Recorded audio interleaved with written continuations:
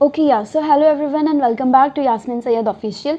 ठीक है, तो हर एक सब्जेक्ट में अलग अलग तरीके का डिफ़िकल्टी हम फेस करते हैं। बहुत ज़्यादा डिफ़िकल्ट सब्जेक्ट जो होता है वो ज़्यादातर मोस्ट जनरली अगर बात करें तो मोस्टली स्टूडेंट्स के लिए सबसे ज़्यादा टफ़ होता है, वो होता है फ़िज़िक्स। उसके बाद में आता है केमिस्ट्री और लास्ट में ऐसा लगता है कि बायोलॉजी हमारे लिए सबसे ज़्यादा इजी है। लेकिन जब टेस्ट देकर आप एनालिसिस करोगे आपको ये समझ आएगा कि बायोलॉजी में आपका परफॉर्मेंस कैसा है as compare to your imagination. Performance बहुत ही क्या होता जा रहा है, डिग्रेड होता जा रहा है। ऐसा क्यों हो रहा है? बायोलॉजी में सबसे ज़्यादा इम्पॉर्टेंट अगर कोई चीज़ है then that has to be your NCERT. NCERT किसी कीमत पर नहीं छोड़नी है।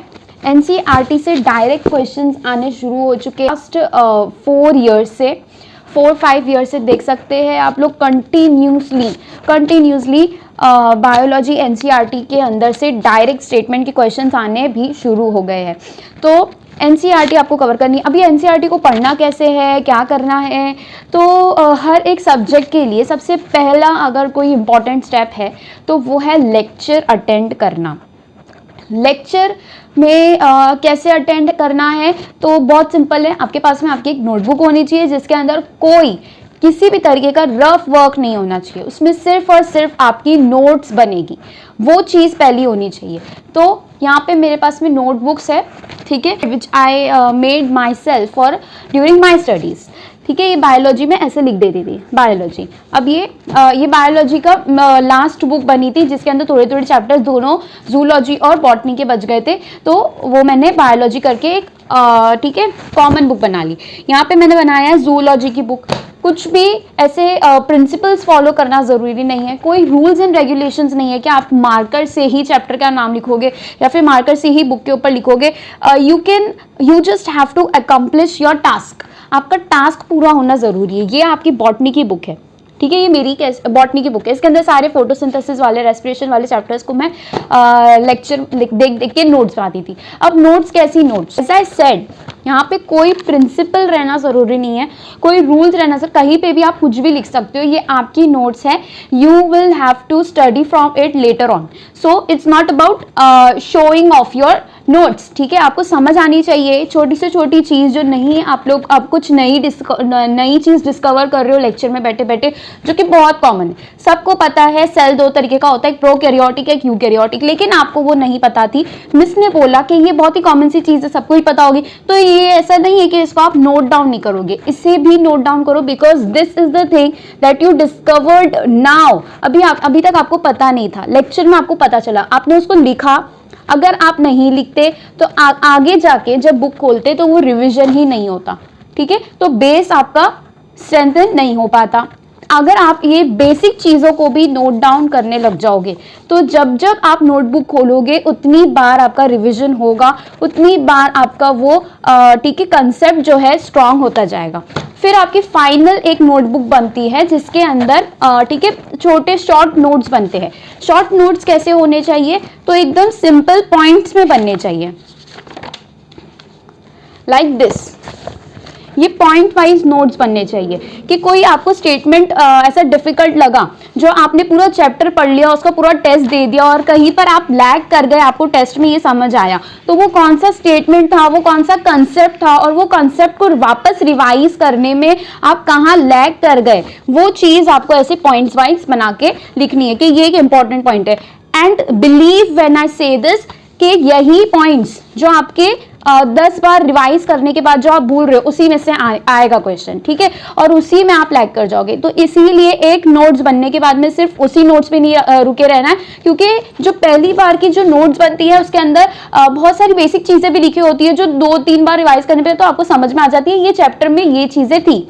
लेकिन जब आप एक फाइनल नोट्स बनाते हो, एज आई सेड, देखो ये डिजीजेस वाला चैप्टर था, मैंने शुरुआत से नहीं लिखा कि हेल्थ को कैसे डिफाइन किया जाता है, उसके बाद में कौन सी तरीके की डिजीजेस होती है, कितने लोगों ने डिजीज को कैसे ठीक है डिफाइन किया, ये मैंने ये नोट्स में नहीं लिखा है। यू कैन सी हियर ये नोट्स में सिर्फ सिंपल प्रोटोजोआ से कौन से डिजीज होते हैं वो 2 नाम लिख दिए, फिर यहाँ पे हेलमिंथ से कौन से डिजीज होती है, वर्म से कौन से डिजीजेस होते हैं, वायरस से कौन से, सिर्फ ये सिंपल वर्ड्स में जो आपके नोट्स बनते हैं that is called as short notes. वो आपके तभी ही बन पाएंगे जब पूरा चैप्टर हो जाएगा पढ़ के, पूरा रिवीजन हो चुका होगा, 2-3 बार टेस्ट हो चुके होंगे और आप फाइनली बहुत सारे चैप्टर को एक साथ रिवाइज कर रहे होगे, वो टाइम पे इसके नोट्स बनाने बैठने हैं। ये आपके शॉर्ट नोट्स है, इसको वीकली नहीं बनाया जाता है, इसको 6 मंथ्स में 4 मंथ्स में एक बार बनाया जाता है आफ्टर थॉरो रिविजन।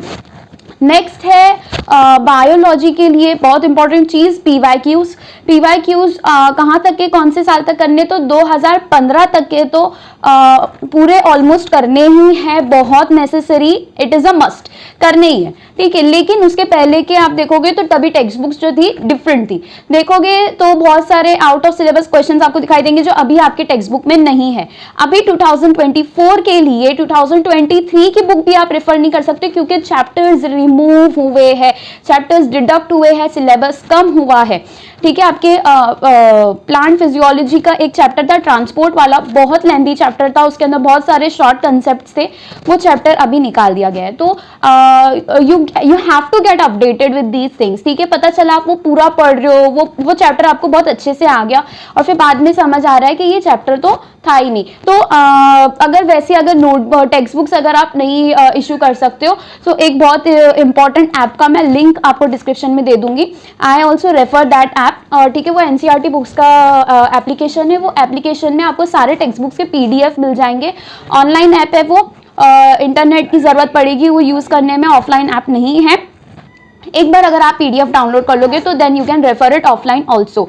तो ये चीज आप आपकी पुरानी नोट टेक्स्ट बुक से डिफर करने के लिए, ठीक है, आप ये ऐप को यूज कर सकते हो कि कौन सी चीजें रिमूव हुई है, कौन सी नहीं हुई है। जो लोगों को नई टेक्स्ट बुक्स नहीं खरीदनी है, जो 2023 के एस्पिरेंट्स थे, फर्स्ट टाइम उनका अटेम्प्ट था और अभी वापस से दूसरी टेक्स्ट बुक्स खरीदने की जरूरत पड़ रही है, तो you can skip that procedure.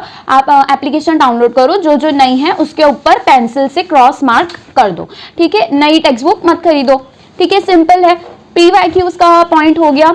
Revision करना बहुत ज़्यादा ज़रूरी है बायोलॉजी, हर एक चैप्टर वाइज एक्सप्लेनेशन जब चलता है तब चीज़ें बहुत आसान लगती है, समझ आती है। लेकिन अब अगर आप देखोगे तो बहुत सारे चैप्टर बायोलॉजी में ऐसे हैं जो कंसेप्चुअल है, स्पेशली बॉटनी, जूलॉजी भी एक बार समझ आ जाता है, बच्चे बॉटनी में लैग करते हैं। तो बॉटनी में ऐसा क्या है, बिल्कुल कंसेप्ट है, साइकिल्स है जो आप लोग को याद रखने हैं, साइकिल्स में कौन से केमिकल स्ट्रक्चर्स आप लोग को याद रखने हैं, बायोमोलिक्यूल्स जैसा चैप्टर है और रेस्पिरेशन और फोटोसिंथेसिस। इसके अंदर जितने भी साइकिल्स है, बायोमोलिक्यूल्स में जितने भी स्ट्रक्चर्स दिए हैं, इसमें आप बिल्कुल लैग करोगे। तो इसके लिए revision is the key, revision is the key. Revision कैसे करना है, तो वीकली रिविजन करो। जैसे कि अगर आज आपने एक ठीक है मंडे है, अगर आज आपने एक ठीक है लेक्चर कंप्लीट किया, एक लेक्चर, ठीक है, एक चैप्टर भी नहीं, सिर्फ जस्ट एक चैप्टर का एक सब टॉपिक कंप्लीट कर लिया, तो अभी नेक्स्ट दिन आप दूसरा कुछ करोगे, राइट। तो दूसरे उसके नेक्स्ट डे आप लोग को फर्स्ट डे का रिवाइज करना है। मतलब कितने दिन के गैप में आपको करना है, वो 2 दिन के गैप। पहले दिन आपने पढ़ा, 1 दिन का गैप आपने लिया, फिर सेकेंड डे आप लोग को उसको क्या करना है, रिवाइज करना है। अभी ये हो जाएगा, रिवीजन करना है, नई नई चीजें पढ़नी है। फिर आपका संडे का जो दिन होगा वो टोटली रिवीजन पे बेस्ड होगा। There has to be no new chapters coming. ये आप लोग का शुरुआत से ही रूटीन होना चाहिए कि वीकली रिवीजन एक दिन होना चाहिए कि पूरे मंडे से सैटरडे जो पढ़ा है, संडे को उसका सिर्फ और सिर्फ रिवीजन करना है और अपनी मिस्टेक्स फाइंड आउट करनी है कि आप लोग के लिए कौन से कॉन्सेप्ट्स डिफिकल्ट हो रहे हैं, ठीक है। ऐसा जरूरी नहीं है कि बाकी सारे बच्चों के लिए जो डिफिकल्ट हो वो आप लोग के लिए भी डिफिकल्ट होए, या फिर बाकी सारे बच्चों के लिए ईजी है वो चीज आप लोग के लिए भी इजी रहे। तो ऐसे बिल्कुल भी ठीक है मिसकंसेप्शंस में नहीं रहना, हर एक चीज को पॉइंट वाइज रिवाइज करो, ठीक है। ऐसे कोई नोट्स आपने बनाई, वो एक पर्टिकुलर सब टॉपिक कवर हुआ, उसके ऊपर हाथ रखो और खुद अपने मन में उसको पॉइंट वाइज ऐसे रिवाइंड करो, ठीक है, रिवाइज करो कि फर्स्ट पॉइंट ये था, इसके अंदर अब कुछ बच तो नहीं रहा है, ठीक है, और कौन से पॉइंट्स थे, ऐसे याद करो। और जो नहीं याद आ रहा है उसको फिर से पढ़ो। फिर आप लोग का संडे को नेक्स्ट रिवीजन होगा। संडे वाला जो रिवीजन होगा वो आपका वीक पूरा जो होगा, पूरे वीक का जो भी पढ़ाई है उसका रिवीजन आपका संडे के दिन हुआ जाता है। नेक्स्ट वीक से आप लोग के पास में नया लेक्चर, नए चैप्टर्स आ जाएंगे, ठीक है। तो इसलिए उसके नेक्स्ट संडे के लिए आप लोग के पास में सेकेंड वीक का जो रहेगा वो सेकेंड संडे को आप लोग को कवर करना है। इट्स नॉट लाइक कि आप लोग ने फर्स्ट वीक और सेकेंड वीक पूरी पढ़ाई करी और संडे को 2 हफ्ते का एक साथ पढ़ने बैठ रहे हो। ऐसा करोगे बहुत सारी चीजें आप लोग भूल जाओगे, बिकॉज एक साथ बहुत सारे कंसेप्ट और टॉपिक्स पढ़े नहीं जा सकते हैं। हर एक चीज टाइम, स्पेस और सबसे ज्यादा डेडिकेशन और रिविजन मांगती है। टाइमली रिवीजन, फ्रीक्वेंटली रिवीजन मांगती है। तो बायोलॉजी के लिए रिवीजन इज द की। बिना रिवीजन के आपको यही लगेगा कि बायोलॉजी तो बहुत इजी है। वो टेस्ट देने के बाद में समझ में आ रहा है कि बायोलॉजी में कितना इजी हो सकता था, लेकिन आपने बायोलॉजी में अच्छा स्कोर नहीं किया, ठीक है। देखो, फिजिक्स और केमिस्ट्री के बराबर आपका बायोलॉजी का परफॉर्मेंस होना ही नहीं चाहिए। बायोलॉजी का परफॉर्मेंस आपका टॉप मोस्ट होना चाहिए। अगर फिजिक्स में आप 60% स्कोर कर रहे हो, 40%, 50% स्कोर कर रहे हो, लाइक 60 क्वेश्चंस में से अगर 30 क्वेश्चंस राइट, तो बायोलॉजी में वैसा नहीं होना चाहिए, ठीक है। 60 क्वेश्चंस में से 50 क्वेश्चंस, 55 क्वेश्चंस आपके राइट आने चाहिए। So that has to be a performance. अगर आपके 60 क्वेश्चंस में से 30 क्वेश्चंस राइट आ रहे हैं और आप ये सोच रहे हो कि फिजिक्स केमिस्ट्री में जो है वही बायोलॉजी में होगा, ऐसा नहीं होने वाला है। बायोलॉजी आपका 50% सिलेबस कवर करता है इन नीट। तो बायोलॉजी में आपका 80 से 90% आपके हर एक टेस्ट में आने चाहिए। ये 3 चीजों का ध्यान रखोगे, रिविजन का, नोट्स का और टेस्ट एनालिसिस, जो बहुत ज्यादा जरूरी है, टेस्ट देके छोड़ना नहीं है।